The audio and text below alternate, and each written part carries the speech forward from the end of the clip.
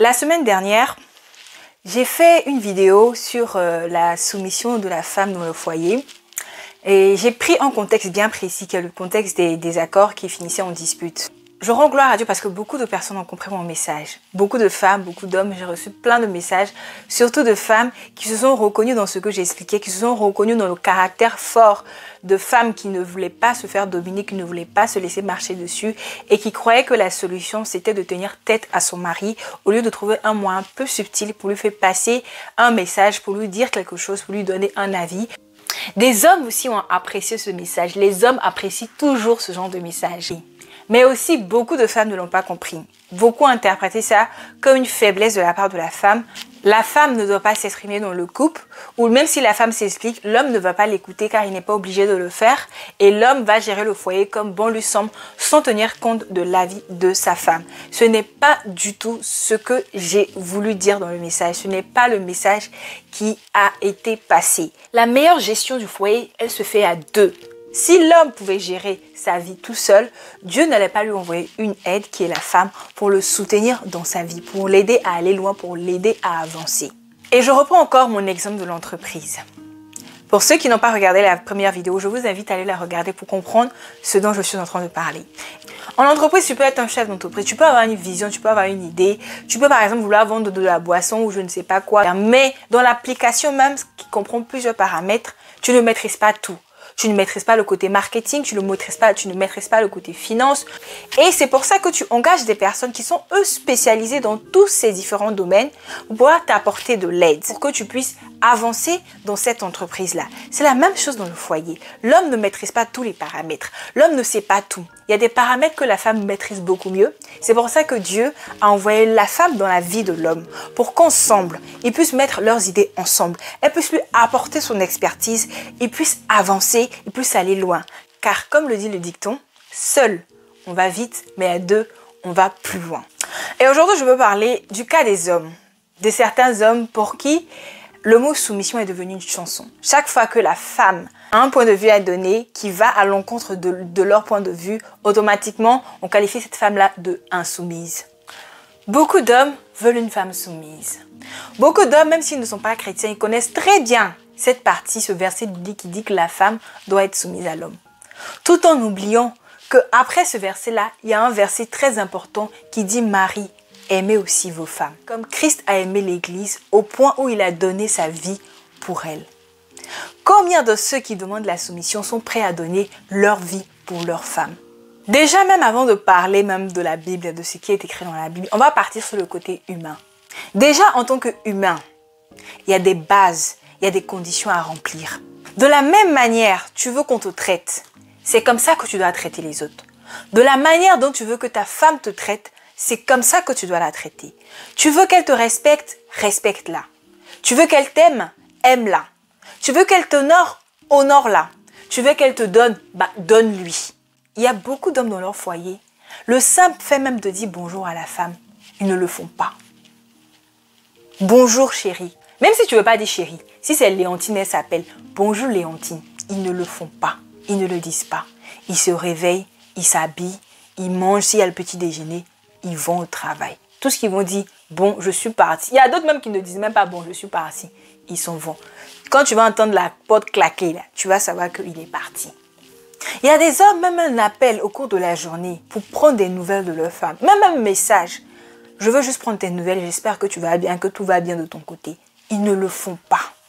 Vous êtes allés au travail tous les deux, vous rentrez le soir. Elle va encore préparer la nourriture ou s'occuper des enfants, aider peut-être s'il n'y a pas d'aide à la maison, faire ce qu'il y a à faire en tant que femme.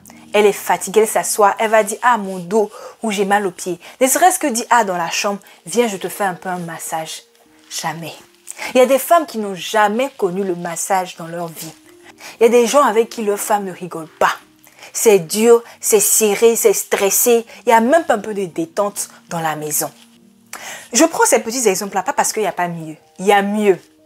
Comme offrir un voyage à ta femme, lui offrir des cadeaux luxueux, lui offrir des pagnes, des bijoux, des voitures. C'est pas parce qu'il n'y a pas ces exemples-là, mais je ne pars pas sur ces exemples-là. Je pars sur ces petits exemples-là parce que ceux-là, ils sont gratuits. Ça ne vous coûtera rien. Et c'est ce que même beaucoup de femmes dans leur foyer espèrent d'un homme. Une attention, un petit câlin, un petit mot, un bonjour, un tu as bien dormi, un comment ça va. Ces choses-là n'ont pas besoin d'argent, juste la bouche, l'effort d'ouvrir la bouche et de le dire. Il y a des femmes qui ne connaissent pas ça. Elle prend son argent pour se faire belle, pour te faire plaisir, visuellement, pour t'attirer, pour entretenir la flamme. Mais toi, tu rentres, où est la nourriture? Pourquoi ça crie ici? Pourquoi ici est comme ça? Pourquoi ici est comme ça? Oh, mettez le journal. Aucune remarque sur tout ce qu'elle a fait. C'est plat, c'est froid. Il n'y a pas d'attention, il n'y a pas de regard. Les choses gratuites, minimum de base qu'un homme doit donner à sa femme, vous ne le faites pas. Mais c'est vous qui espérez avoir des anges dans votre maison alors que vous ne lui offrez que de l'enfer. En enfer là-bas, ce n'est pas les anges qui sont là-bas, ce sont les démons. Maintenant, revenons à la Bible. Il est écrit dans la Bible que la femme doit être soumise à son mari. Il est aussi écrit dans la Bible, Marie, aimez votre femme, comme Christ a aimé l'Église au point de donner sa vie pour elle. Il est encore écrit, afin de la sanctifier par la parole, après l'avoir purifiée par les eaux du baptême. On peut prendre ce verset-là dans le mariage comme le baptême d'eau, c'est le mariage. Après le mariage, tu l'as mariée, c'est ta femme, tu l'as mis dans la maison. Comment tu la traites avec tes paroles?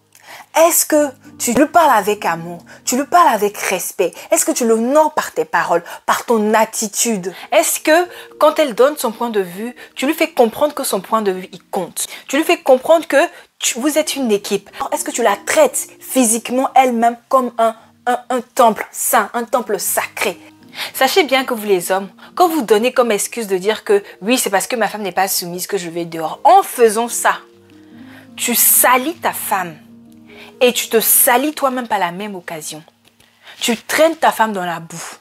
Donc par conséquent, tu es en train de pécher. Parce que Dieu t'a dit dans sa parole de la sanctifier. Mais en allant voir ailleurs, en allant voir d'autres femmes, ou même en allant voir des amis, en allant voir des personnes pour se plaindre de ta femme, pour parler de ta femme, tu la salis et elle n'est plus glorieuse.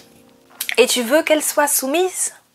Est-ce que dans le foyer, quand vous devenez bizarre, est-ce que la femme va dehors? On demande à la femme de supporter les changements négatifs de son homme. Mais quand c'est la femme qui change de caractère, qui n'est plus agréable à vivre, on justifie que l'homme aille voir dehors. Mais pour la femme, on dit qu'il faut supporter. Non, ce n'est pas normal. La Bible condamne l'adultère. Le mariage est quelque chose de sacré, que Dieu lui-même a instauré. Aujourd'hui, la société banalise tellement ça. Banalise la consommation du sexe. Banalise un homme qui trompe sa femme. Prenez garde à ce que vous faites. Donc, avant de parler de soumission, avant de dire ma femme n'est pas soumise, ma femme est ceci, ma femme est cela, posez-vous la question de savoir si vous-même, en tant qu'homme, vous remplissez votre part du contrat, qui est de l'aimer, de la respecter, de la chérir, de l'honorer, de la valoriser, de prendre soin d'elle. Est-ce que vous honorez votre part du contrat? Pensez-y. Que Dieu vous bénisse.